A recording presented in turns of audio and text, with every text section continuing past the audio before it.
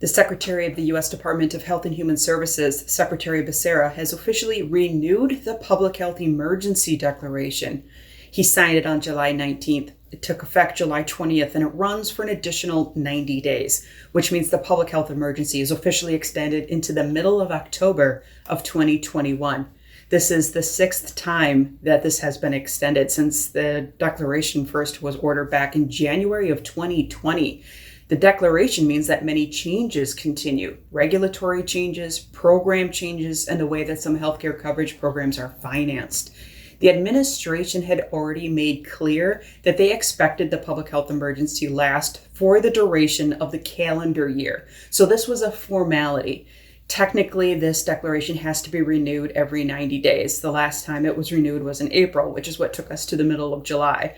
Now it was officially renewed from July to the middle of October, and we can expect to see another renewal in October that should take us to the end of the calendar year. The Biden administration, in a memo to state governors, said that they wanted predictability for state governments to plan, but also for patients and providers to know what was going on during this continuing COVID pandemic and the changes that came with it, those regulatory changes and some program changes that they were seeing. So the renewal, like we said, it's welcomed, but it is not a surprise. During this ongoing COVID pandemic and public health emergency, it's a good time to take stock of your own family's healthcare and coverage.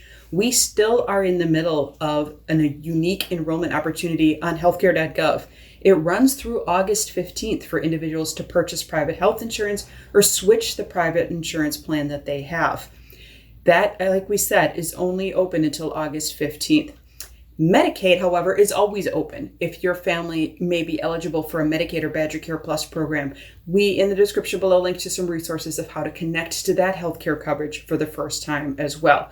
You can also take stock of where you are with your vaccines. Vaccines are still available and they are free. So some resources in the description below. First, the renewal on that public health emergency. That letter to state governors giving the predictability of the public health emergency with its expectation to last for the duration of the calendar year.